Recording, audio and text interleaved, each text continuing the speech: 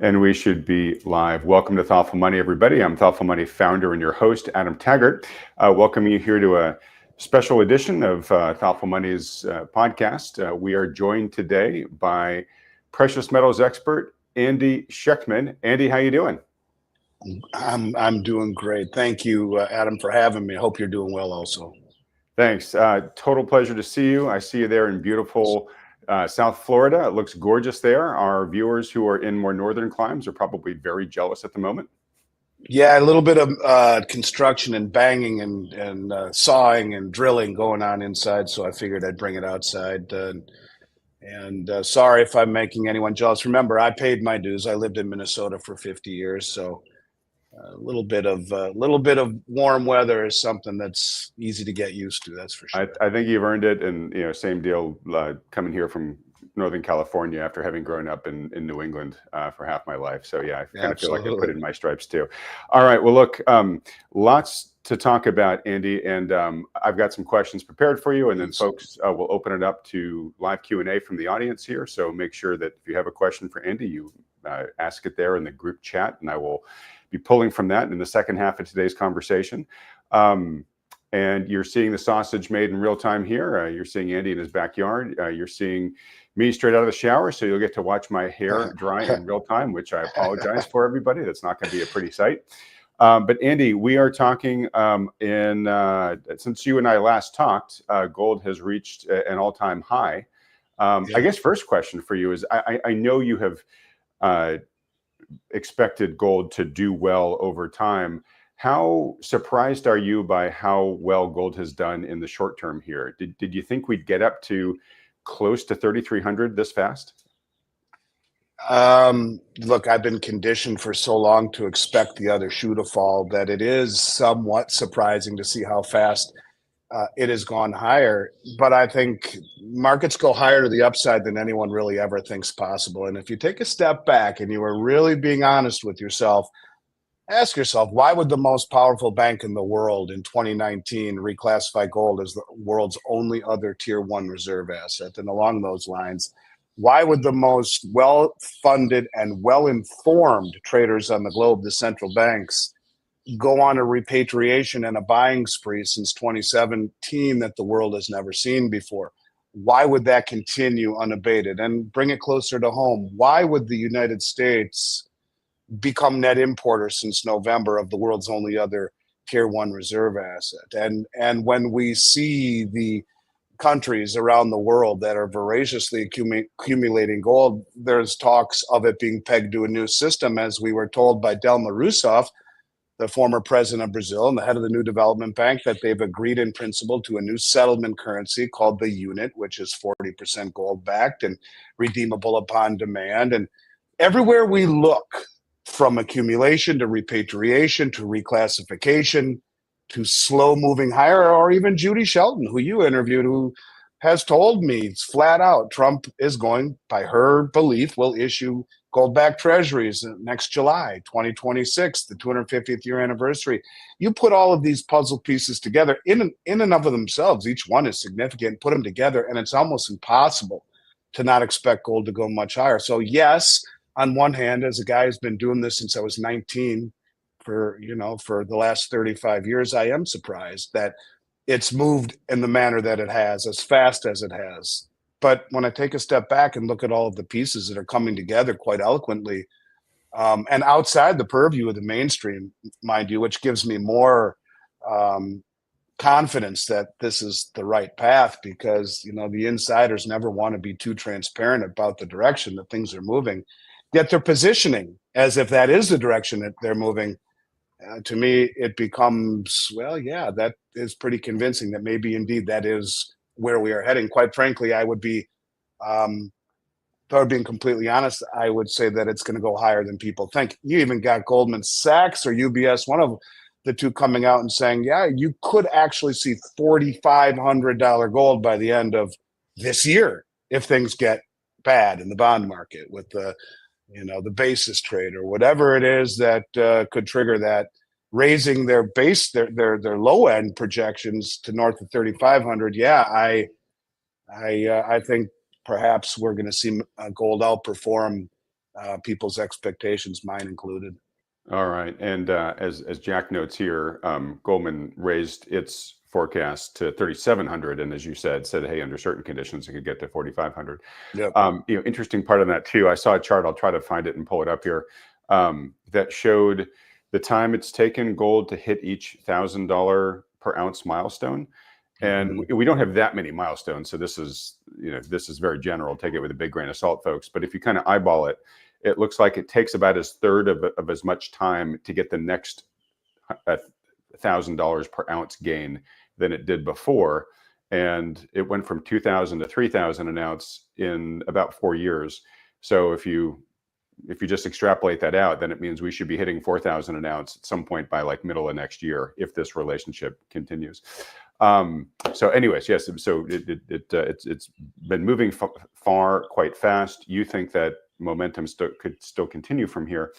One of the last times we talked, or the last time we talked, Andy, one of the things we talked about was the aberrantly high amount of physical bullion that was moving from the vaults in London at the LBMA over to the COMEX, and then people at the COMEX, we had a much higher percentage of people taking delivery of their orders, and these were really big deliveries.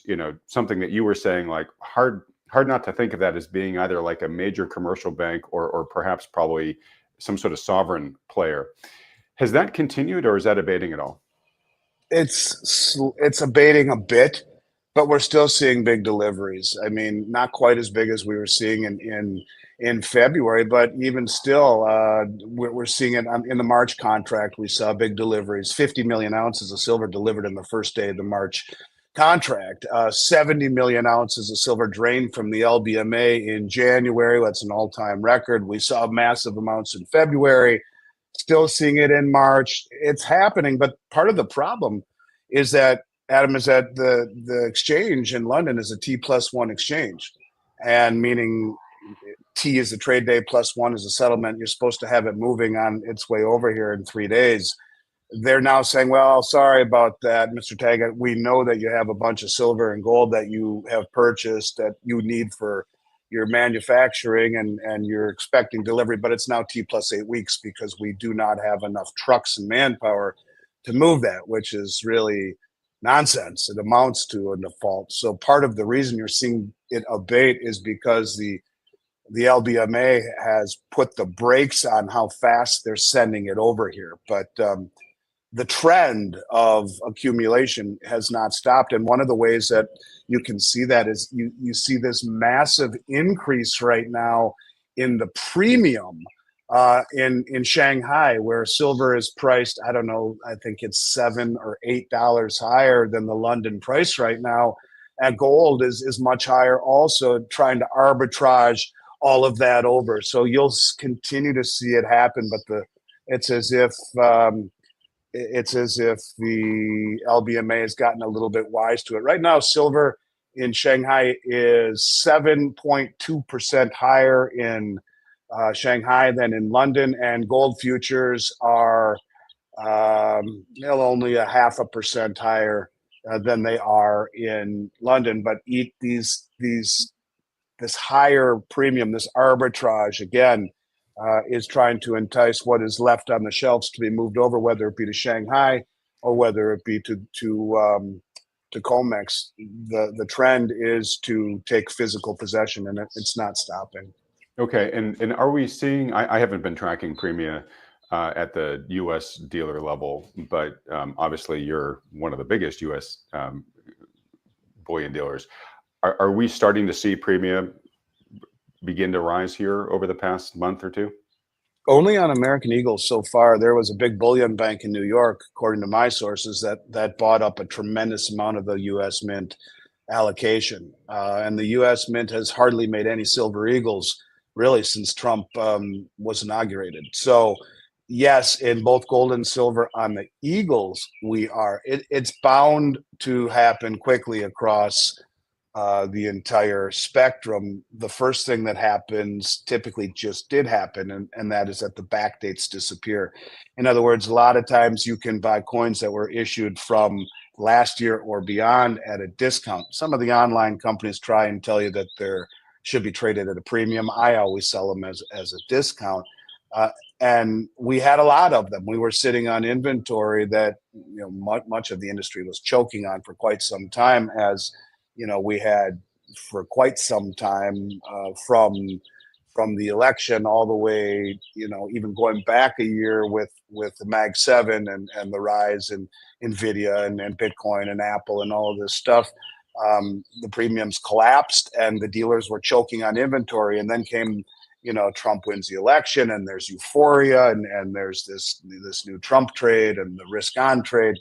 And then came the 2025 allocations, where all the dealers like myself need to spend millions and millions and millions and millions of dollars buying the current stuff. The 2025 Eagles, Maple Leafs, Buffaloes, Philharmonics, Kangaroos, both gold, both silver, different size. I mean, you spend a fortune. And if you don't do that, then you drop down the pecking order very quickly on the big distributors, on the mints. If you're not there to take your allocations, well, they're not very happy. And when good stuff comes around or when stuff's hard to get, you're not at the top of the list. So you had all of this inventory coming in, premiums collapsing as a result of it.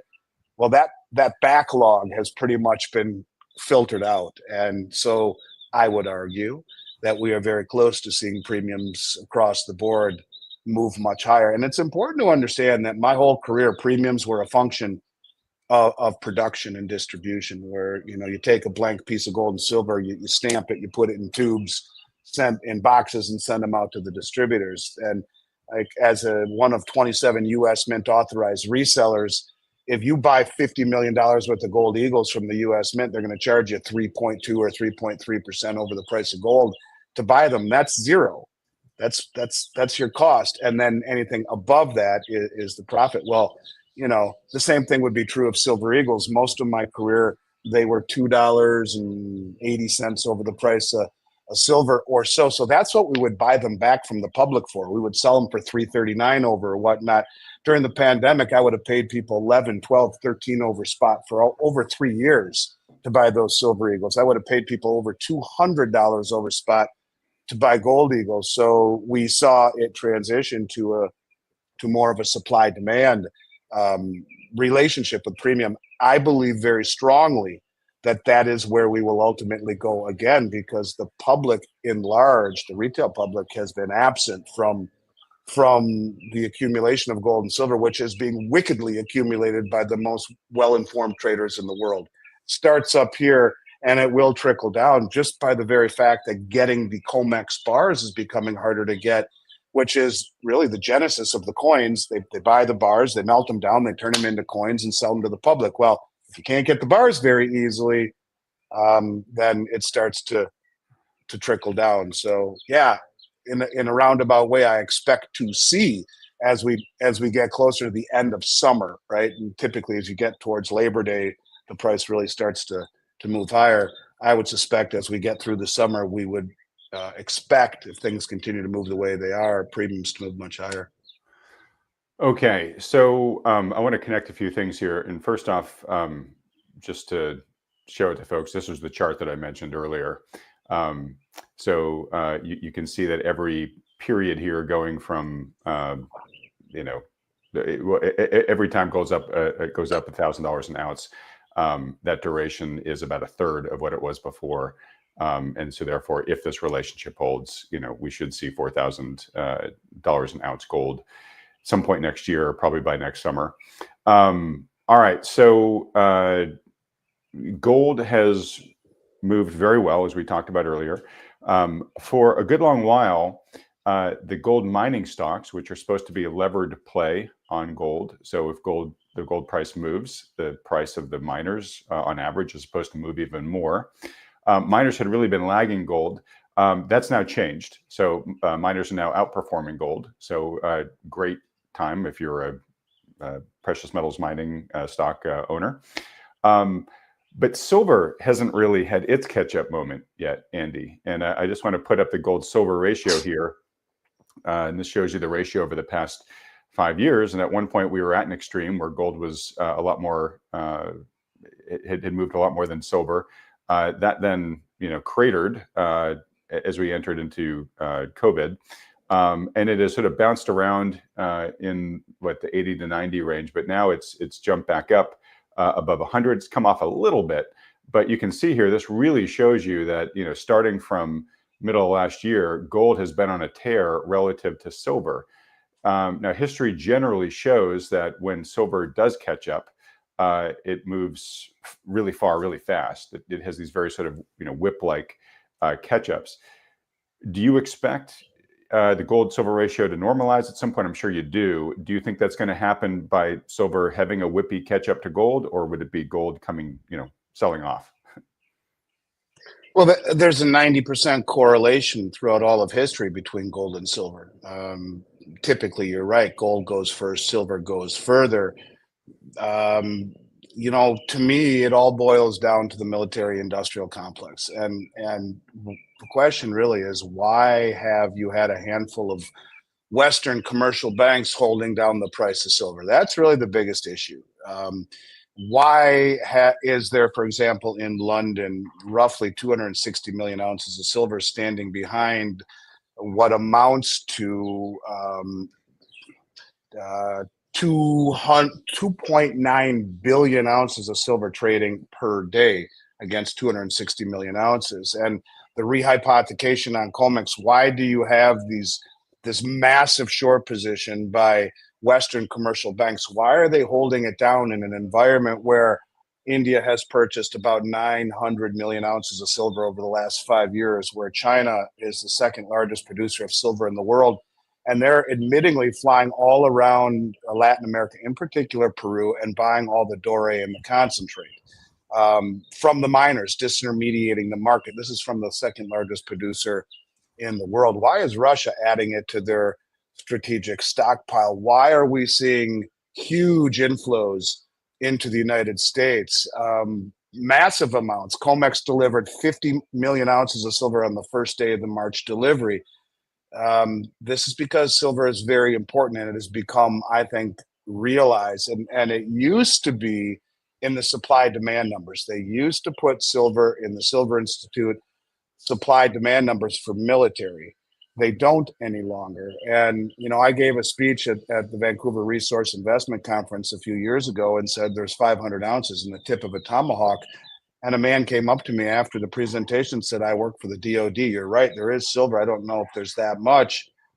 And he said, I'll get back to you. He didn't, but I saw him the following year, 2 years ago, and he said, you're right. I'll be damned. There's 13 to 14 kilograms in the tip of every one of these missiles, Patriot and Tomahawk. And silver is needed to make high-tech weaponry. And I would ask you to think, why would a handful of Western banks in a market that is so small have the largest concentrated short position in any commodity ever traded on COMEX in silver, and a wickedly rehypothecated position in London that is now being exposed? It is, I believe, because these institutions, the military-industrial complex, needs cheap silver in order to make high-tech weapons. That's being exposed.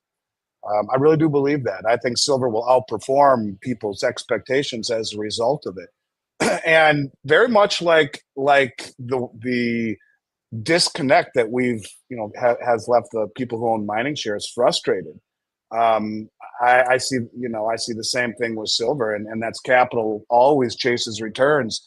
Once the broader investors realize that, whether it be in mining shares, that the companies are throwing off serious cash flow, or that silver asymmetrically has the lowest downside and best upside maybe of any asset on the planet, it will catch up. And from a standpoint of technical analysis, the cup and handle formation that's almost 40 years in the making is as strong as anything I've ever seen. It's enough to drive you insane, but it will catch up.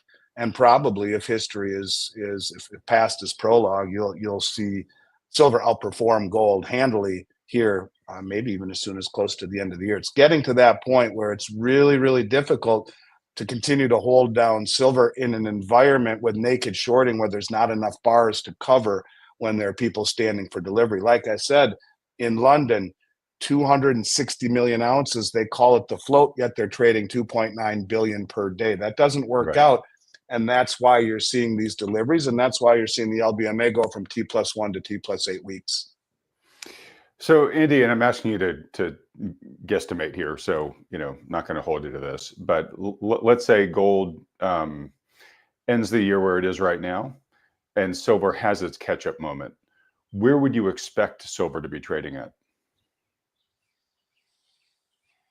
Well, I mean, look at it this way. For the past 100+ years, the average price ratio has been 42-1. So, let me pull up my calculator here. Okay. If you just took the price ratio of what do we got gold at today? Gold is at It's at like 32.30, something like yep. that. So roughly 32.30 divided by 42, which is about the average price ratio of the last 150 years. That's $77.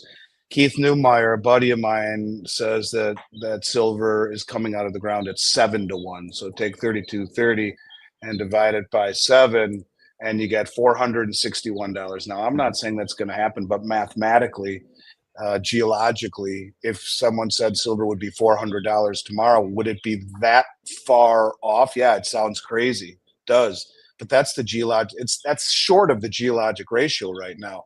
So there's man's ratio. There's God's ratio, you call it, which is the geologic ratio. The geologic ratio says it should be 460. The price ratio, because it's controlled on COMEX and on the LBMA, says differently. But I would argue that ultimately that's what this is about. With, like, for example, the BRICS talking about building their own metals exchange. It's not. It's about control. It's about the fact that the West controls the price, and these other countries understand that.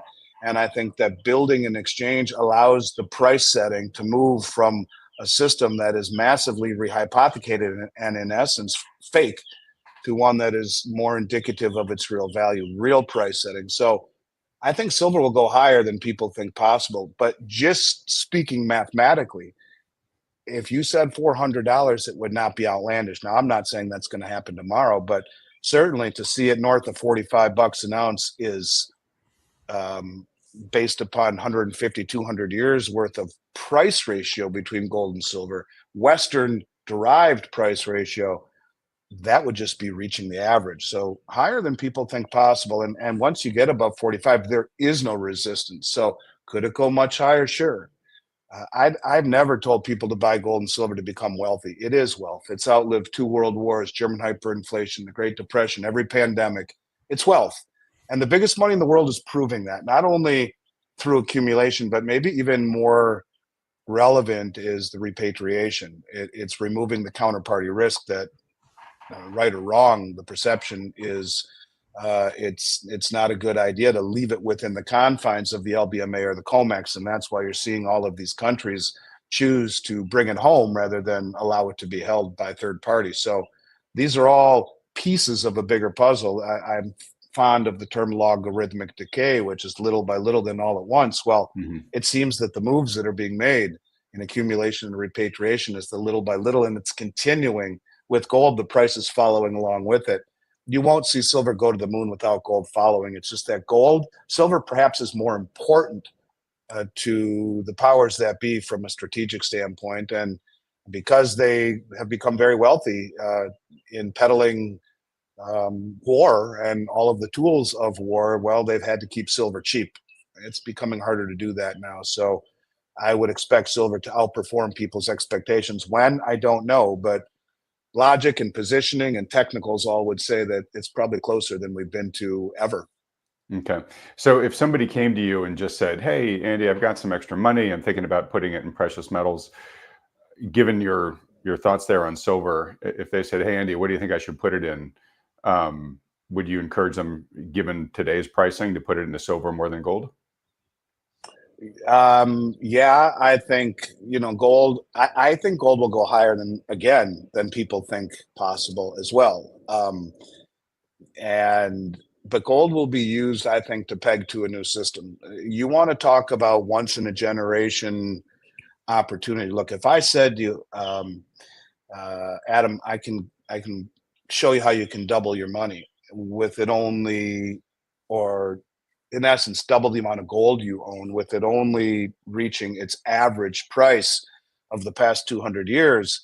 Well, that's a pretty good deal, just reaching the average price point of 200 years, which is 42 to 1. And in fact, it's over double. You take an ounce of gold and you trade it into silver right now, you're going to get, at 100 to 1 ratio, when you factor in premiums and everything, depending upon the silver, I don't know, you'll at least probably get 90 plus ounces of silver. Well, I mean, that's happened like 1/10 of the time in the last 200 years. It's a speck of dust.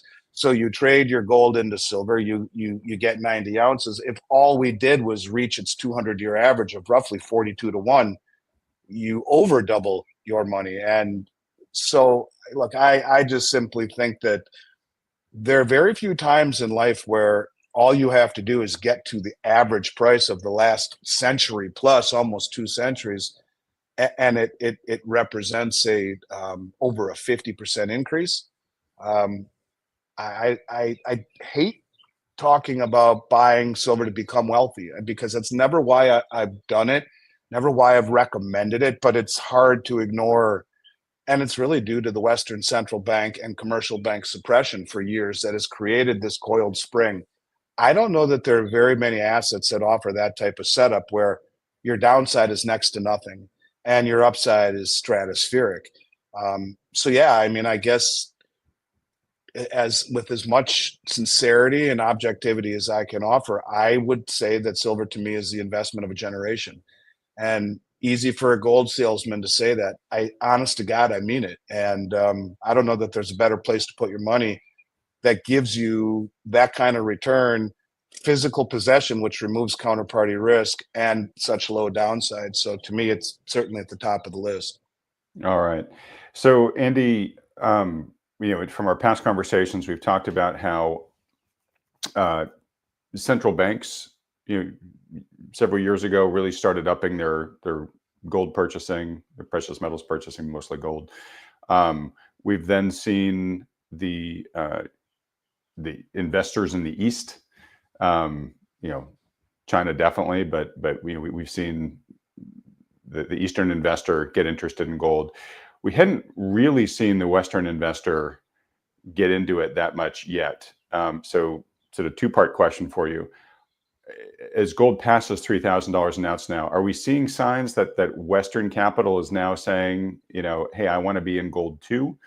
And tied to that, again, you're a precious metals dealer. Like, are you seeing at the ground level increased demand now from the retail public, or is the public still yet to wake up? Is it still Public just mostly hasn't the people woken paying up. attention? Public hasn't woken up, and that's largely a part, due in part to the media. I was working out the other day, and I never watched CNN, but I was on the elliptical machine at the end of my workout, and I was right in front of it, and gold had reached all-time highs, and I was counting how many times it came by the ticker, and it came by like once every 47 or so spins of the box underneath the ticker on CNBC, whereas Bitcoin came up 8 or 9 times, 5 times as many, or 9 times as many rather, in 47 spins of the box.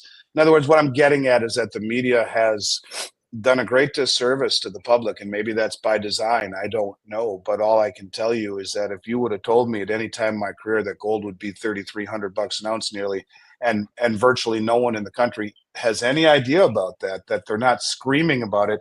In 1980, when it was 800 plus, it was on every front page newspaper, and everyone was interested in gold and silver dollars, whereas now it's off the radar completely and totally.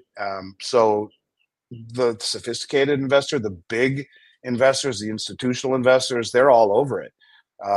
The retail public, not so much.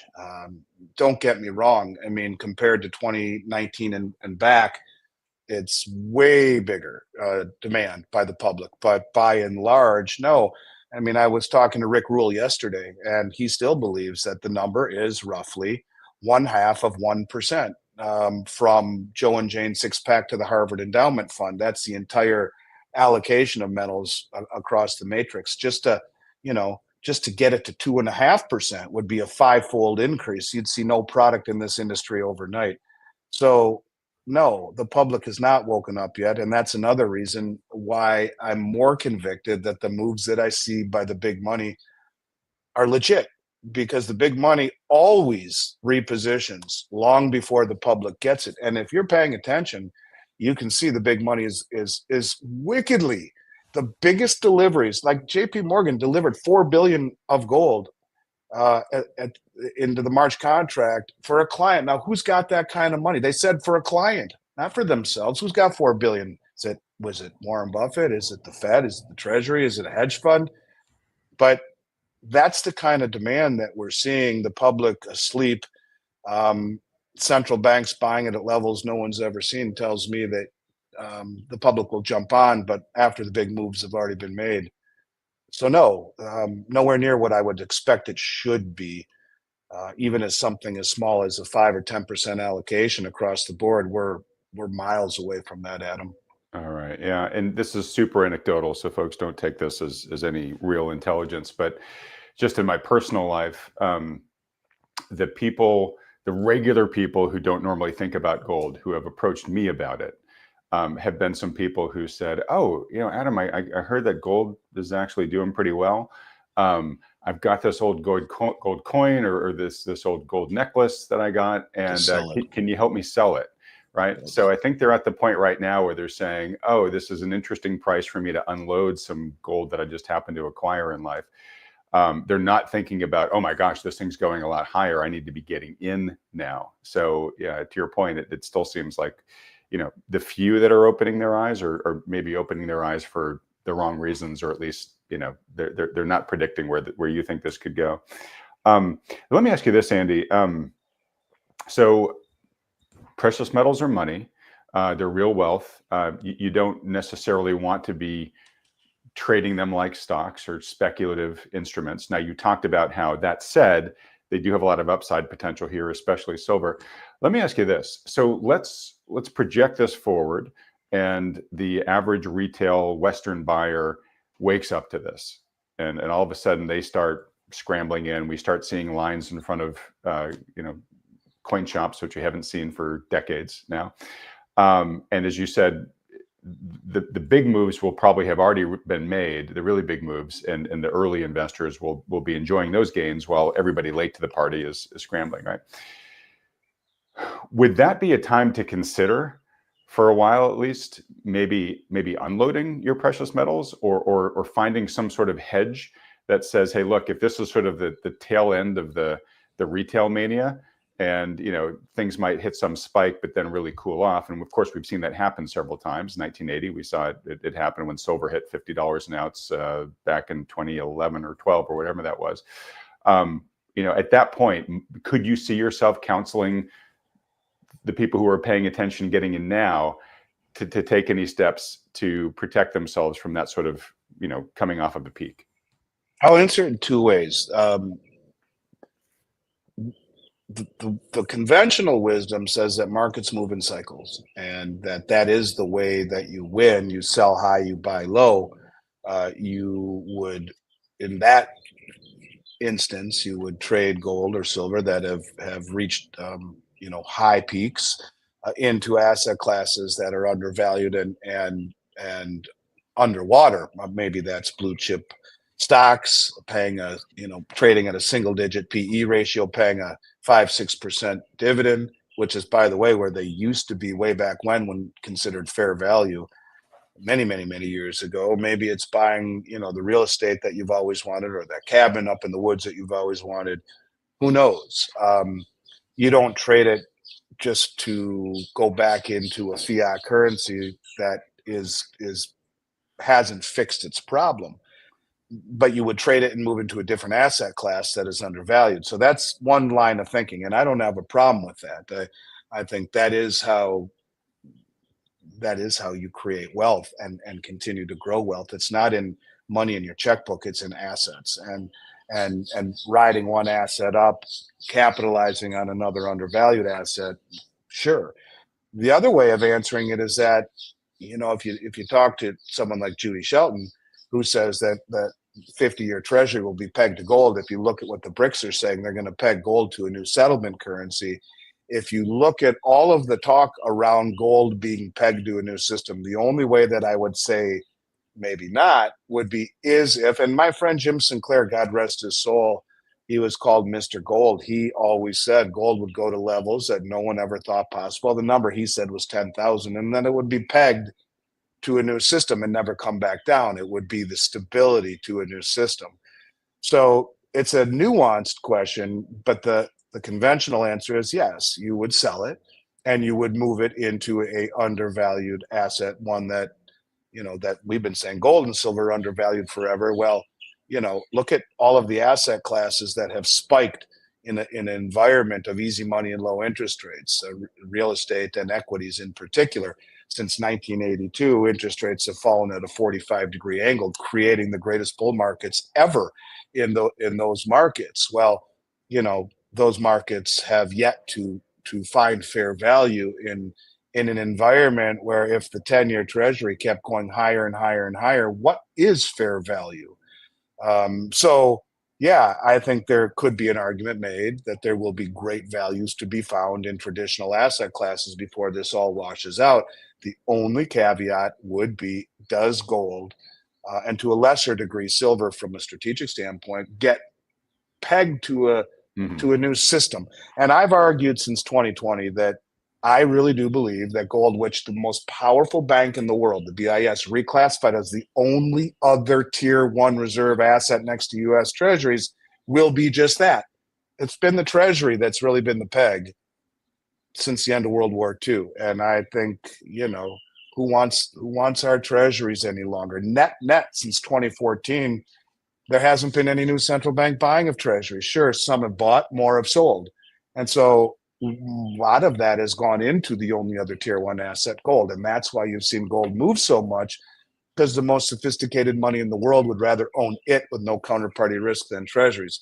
So yes, but maybe no. I guess only time will tell. And that's the beauty of owning gold. You're not buying it to become wealthy. You're buying it to retain your standard of living, and it will give you options when others have none if they are stuck in the system that is being reset, revalued, depreciated.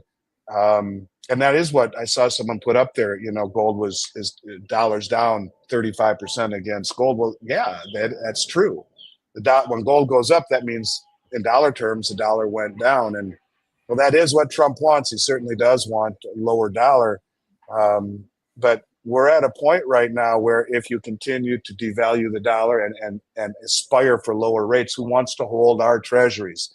And how do you continue to fund a debt where $28 trillion is due by 2028? $6 trillion comes due next year. This year, $6 trillion. Or is it next year? Let me look and see real quick. I think it's more than that, actually. 6 trillion of US treasuries mature in just over a month. I'm sorry, just over 1 month.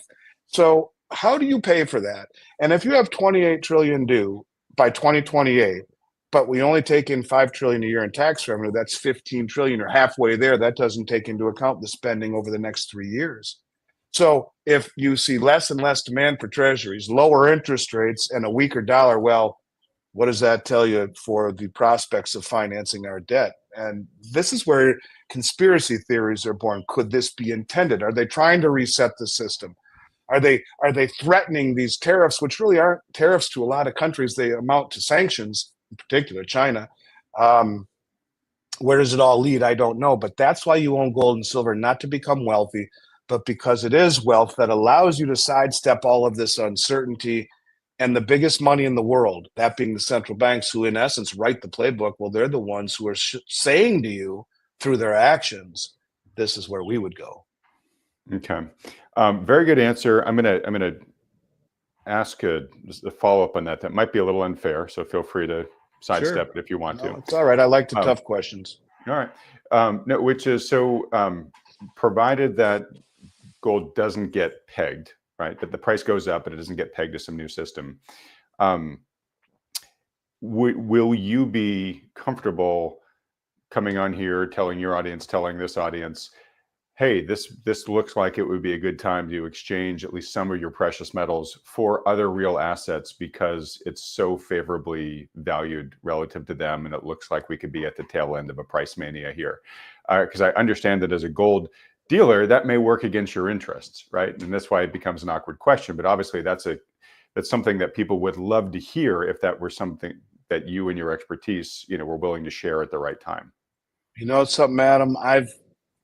I'm glad you asked that question because I think about things like that all the time. I've been doing this for 35 years. We've done 12 billion in sales, and I've worked really hard coming from nowhere, literally nothing. I come from nothing. I've probably told you that my dad's middle name is Miles, and his best friend who lent us 60 grand in 1989 to start in an office the size of a closet, his middle name was Franklin. And so I've worked really hard to get to where I am. And it's not been but for the last 4 or 5 years that I started putting my family's name and my reputation and my face all over the internet. I walk into casino in Vegas and have people screaming at me, "Hey, Andy Schectman, Miles Franklin, go, go." I mean, it's like crazy. Happens to me all over the place. It's kind of spooky sometimes. The last thing I ever want to do is sully my family name for my children and my grandchildren for the legacy that I have hopefully built over 35 years? And the answer is absolutely. I will be the first one to say, hey, it's time to go. And maybe that comes with that privilege of doing things the right way, bucking the human nature trend, comes with doing it long enough to have succeeded. And sometimes success means just being here, like the last few years, having strong fingertips to hang on for the good times to come. It was never easy in this industry, ever, never. And the last few years, it's gotten much easier because there's been a greater demand and the YouTube presence.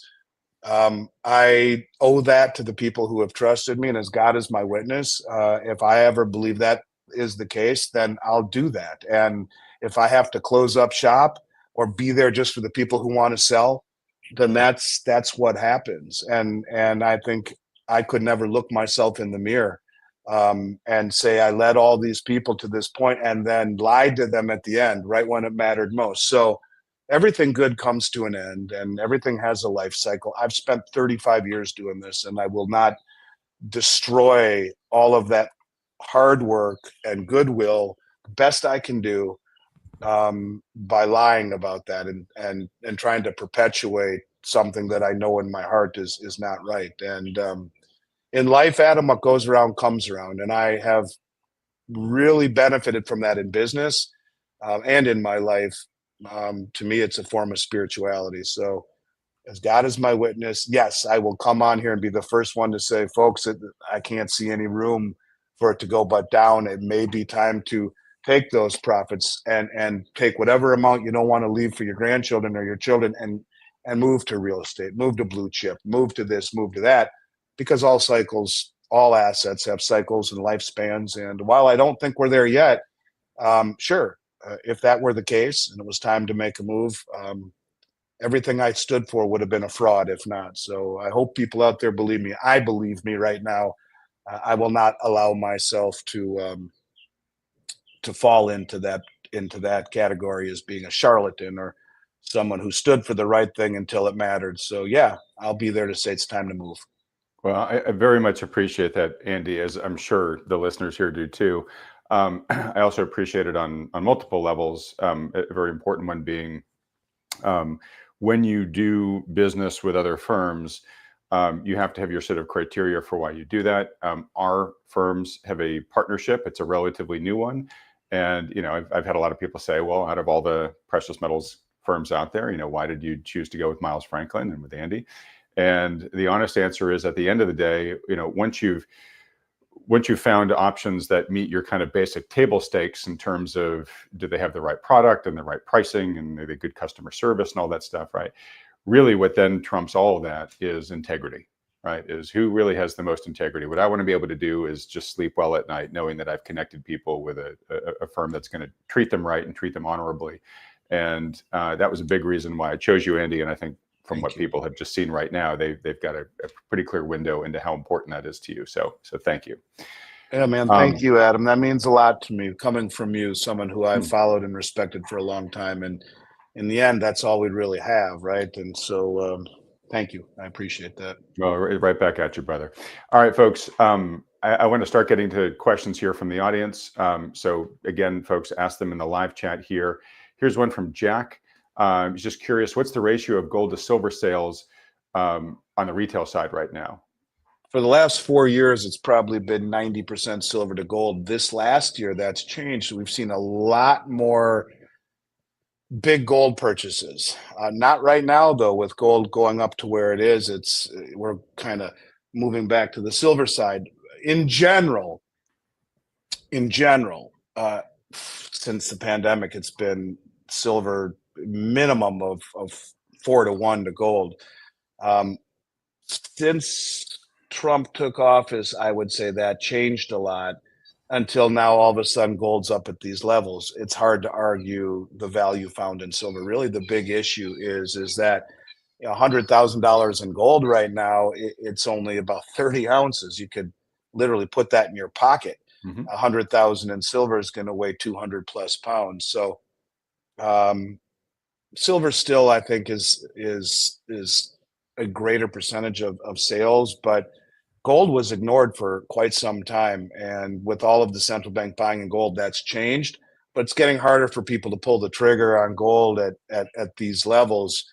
I get that, that's normal. So, sorry to interrupt you, but just so you can put this in your answer, totally get that, right? The more expensive an ounce of gold gets, you price people out from buying the coin, but you give people the opportunity to buy fractional exposure to gold. Is that light bulb going off in people's minds that like, oh, I can buy a couple $100 of gold a month if I just pay into the system? Yeah, so whether it be through fractional gold coins like the American Eagle that comes in half, quarter, and 10th ounce, or things like my relationship as maybe you're referencing with Glint. I'm the U.S. contact for the Glint company in the United Kingdom, and their fantastic app, which really has democratized gold. Allow you to buy a couple dollars worth if you want, and have it held on a digital app, which then is you can transact through a MasterCard. Yeah, I mean, people should be. The problem with buying fractional coins is that the mints that make them charge much higher premiums to the dealers that sell them. And conversely, in fact, if I were going to take one coin that's held its premium better than anything else for the entire 35 years I've done this, it's the 1/10 ounce Eagle. They have high premiums, but they maintain high premiums both when you buy and when you sell. But yeah, if people want to buy $50 worth of gold and do that once a month, they can do so on the Glint app. And I'm a big enough believer in the ownership. Jason is my friend, in their technology, their platform, their integrity, their entire team, to tie my name to it. And so for people who still want to buy gold, don't have in their mind the money to do it, download the Glint app. When you are signing up, type in Andy ANDY 24, and they'll send you a free MasterCard along with it. You won't have to pay for it. And this is a way for you to get on a system of buying gold, whatever amount you want, as often as you want, even if it's $5. You can do that. So that's a good point. I'm glad you brought it up. And they could, just to be clear, they could do that, right? So I'm putting $50, a couple $100 a month into Glint. My money's being stored in gold for me.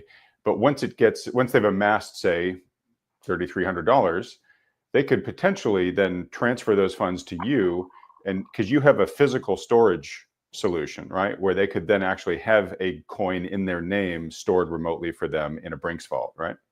Yeah, that's really kind of the essence of what makes my relationship with Glint unique, is that for those folks who do want to transition from the digital realm to physical, we can do that for you. You can take the physical metal. If you want it shipped to you, we'll do so. If you want it stored in one of our 10 Brinks facilities around North America, you can. And we use a fixed rate system. No one does that. We were given a very special deal by Brinks, and for 15 years we've charged a fixed rate on gold, where it's based on the number of ounces rather than the the percentage of its asset value. We are, in my mind, the envy of the storage industry because of the exclusive arrangements we made with Brinks, both in locations, in fixed rate, and we also have the only safe deposit box program, to my mind, they've ever given anyone in Toronto and Vancouver. So, yes, we can handle that. And, people talk about one of the allures of Bitcoin is the ability to,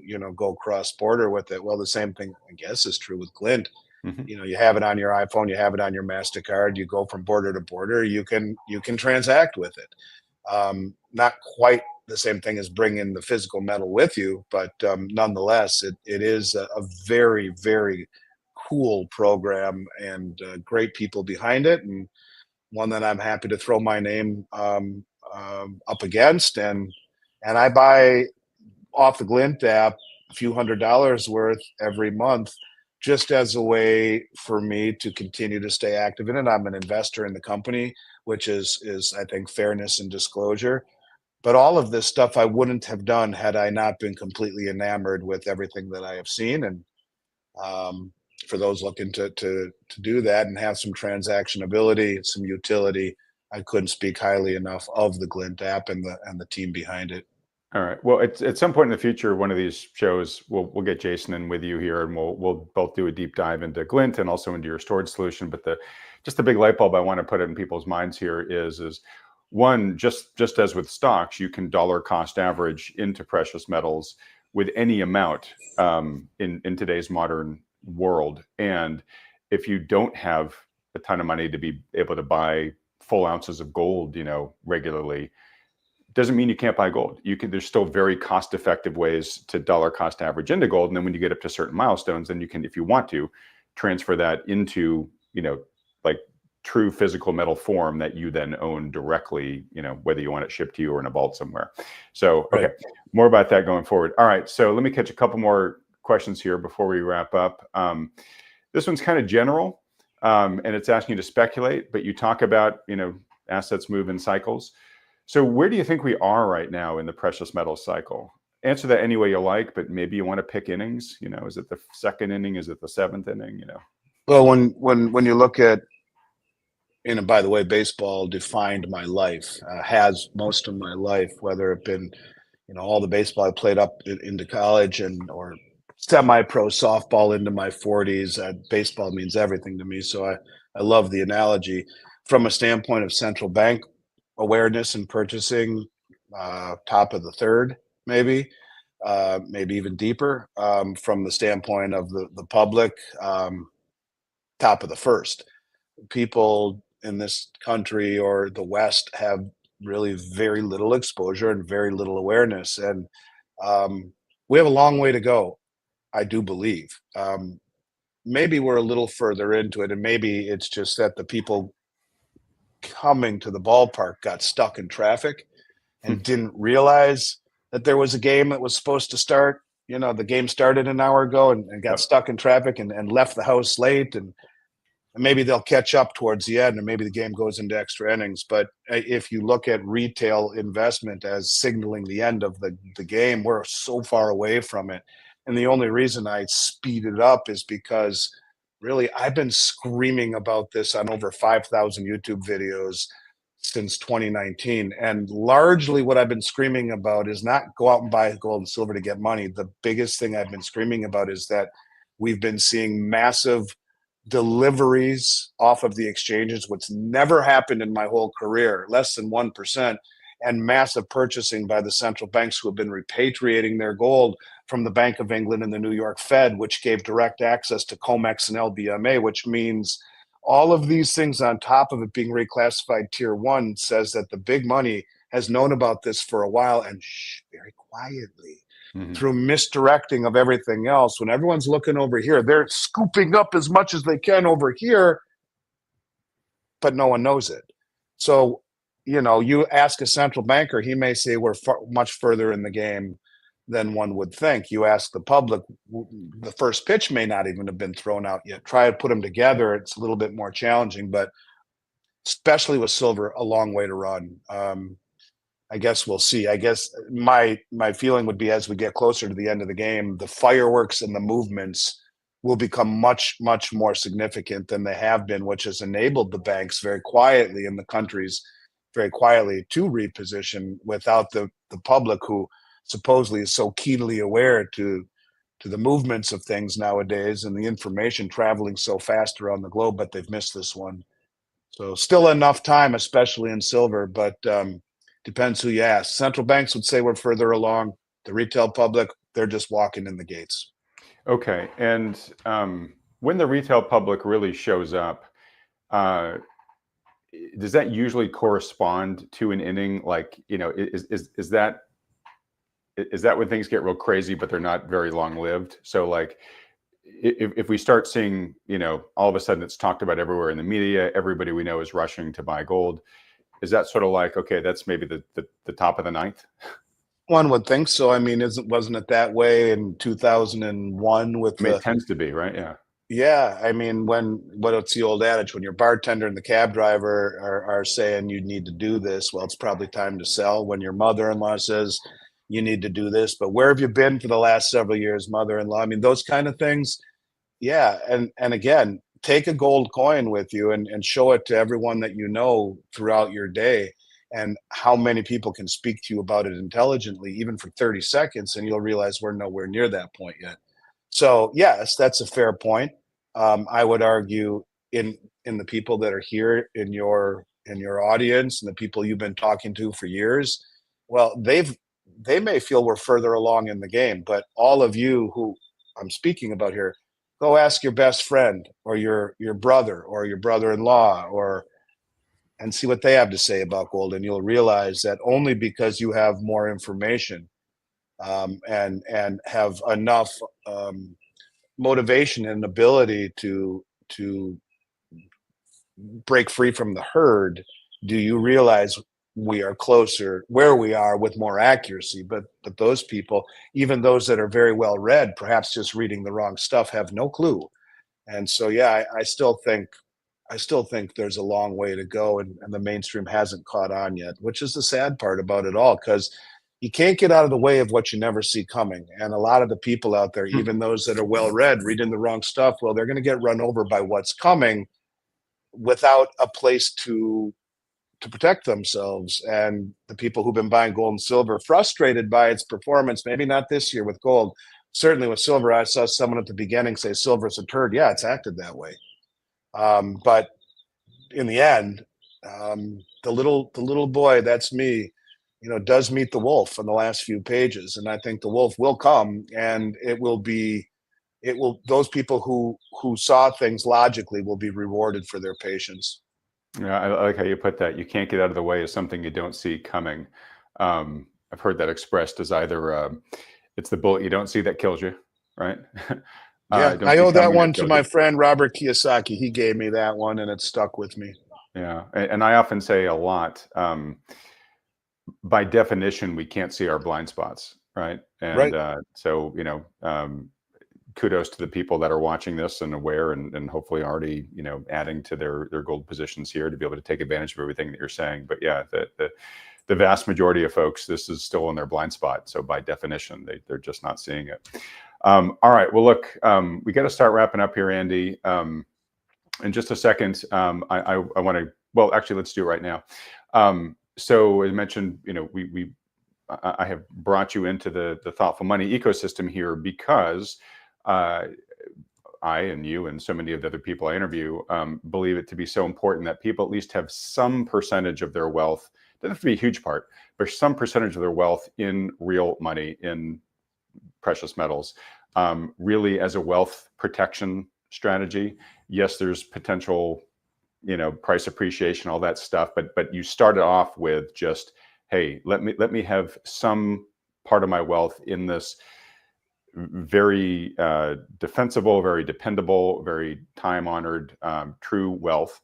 And even if, I don't believe this is going to happen, but even if the system just like melts down after you buy it, even if you only have a couple ounces, you are going to have way more ounces than the average person, right? Just on a relative basis, you're going to be so much better off. And of course, if you keep accumulating over time, you'll just be better and better positioned on that basis. So anyways, for folks that would like to either start getting exposure to precious metals, or folks who would like to intelligently add to what they have, how can they work with your firm? The best way would be to send us an email at info at Miles Franklin, and just simply let us know that they came from you. Adam Taggart sent me, and Or thoughtful we money, but will, yeah.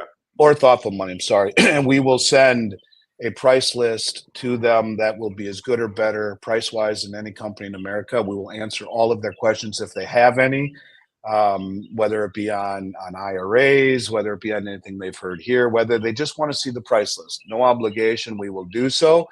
And I have made it very clear to my entire staff just how important all of our affiliate relationships are. But I've been following you for a long time, and the honor is so tremendous to have the opportunity to work with you and your listeners, that I promise you that we will not take it lightly at all. So again, info at Miles Franklin, just for the price list. Any questions, if you want to be contacted, put your phone number down.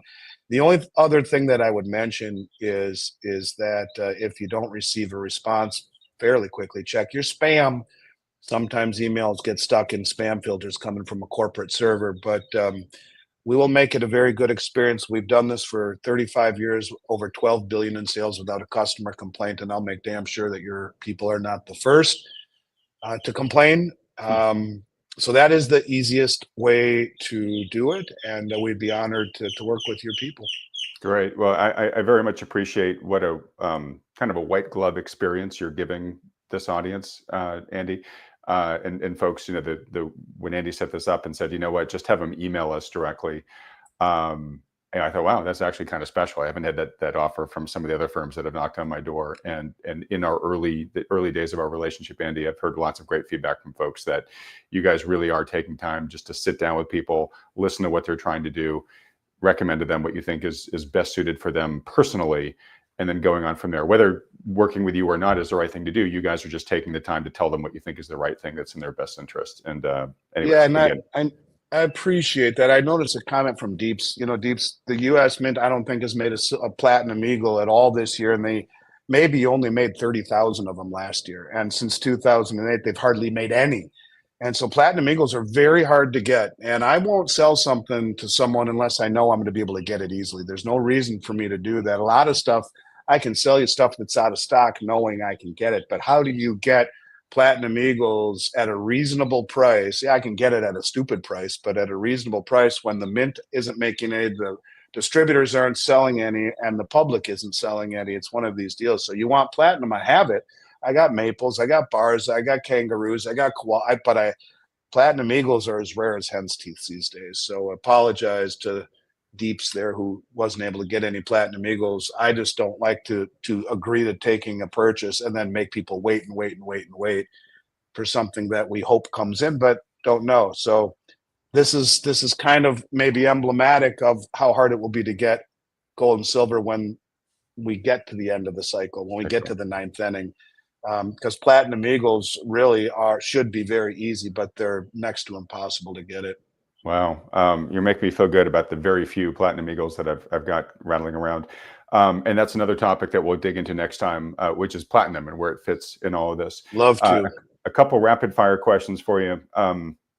One, you just mentioned IRAs very briefly. We won't get into it deeply here. Again, maybe we can do it next time. But people can buy precious metals in their retirement accounts, right? And you help people figure out how to do that? Yeah, and I want to talk with you next time about that too. There's an epidemic going on of scam companies that all appear to be legitimate. And I'll tell you what they all sell. Every single one of them sell the same product, 5 or 6 of them. And it'll blow your mind. I've been doing that because we don't have time to get in that today, but I've been doing it on a bunch of shows. In fact, I'm on with Kyle Seraphan either today or tomorrow. He's a FBI whistleblower who has his own channel now, and it was one of his father's friends who got taken by these companies, and that's where it started. And I've gotten a stack of invoices from people this big that would blow your mind how horrible people are being treated in this industry. So yes, IRAs are great if you do it the right way, and we are more than happy to help people do that and sell them gold and silver bullion coins with great liquidity. If they're interested in that, let us know. But it should be something we talk about next time. I think you'll be shocked when you hear what I have to tell you. Okay. I assume the answer to this is going to be a resounding yes. But folks, if you'd like us to do a real deep dive into how to own precious metals the safe way in your retirement accounts, let us know in the chat here or in the comments. And if the demand's high enough, we'll definitely do that. Okay, other really big important question. Several people on this channel who I interview, Stephanie Pomboy being at the top of the list, have some extra characters that oftentimes join us during an interview. I'm talking about her dog, Wilhelmina. At the beginning of this interview, one of your dogs was walking around there in the backyard. Who's that? I have 3. This is my favorite one, and she's always at my feet. This is my little puppy, Mila. Mila? Okay. Tiny, yeah, that's Mila. And over there, I don't know if you can see her down there. There's Minnie, as in Minnesota. And I got a third one around here somewhere. So, oh, there she is. She's over there. If you can see her on the chair, see her down there. All right. I'm a dog lover. I love my dogs, and they always seem to want to say hello when I get onto a podcast. But it's better than the hammering I got going on inside the house. So no, it's great. I'm so glad we met them, and I hope we see them again in future videos with you. All right, folks. Just real quick, if you watched my weekly market recap this weekend with Lance Roberts, you heard me give a tease that we've got a special guest appearing, supposed to appear tomorrow, Wednesday. I just got note that is getting pushed by a couple days, so that's now going to be on Friday. So we'll have a special release this Friday with a guest who I've got to still remain coy on, but I do know that a lot of people who watch this channel will be very excited for who it is. So anyways, mark your calendars for Friday, our usual release time, 11 a.m. Eastern, 8 a.m. Pacific. All right, folks. Well, if you've enjoyed this live session with Andy, I'd like to do these regularly with him going forward, as your schedule allows, Andy, but maybe on like a monthly cadence. Folks, if you'd like I'm willing to come on whenever you'll have me, Adam. It's a true honor. Oh, well, thank you so much. It's a huge asset for this audience. But folks, if you indeed think that's something that you'd like to see on a regular basis, again, both getting Andy on, but also being able to take live Q&A during it. Again, please let us know in the comment section. And of course, we'll keep doing it if you guys want us to keep doing it. Last thing, folks, just do us a favor. Like this video, hit the like button and click the subscribe button below with that little bell icon right next to it. And with that, Andy, can't thank you enough. Thanks again for everything, and look forward to having you back on again soon. You stay well, Adam, and thank you, everybody. I hope everyone stays well, and look forward to picking up where we left off. Jake's Custom Parts, I love you, buddy. All right. Thanks so much, Andy, and everybody else. Guys. Thanks so much for watching. Bye-bye.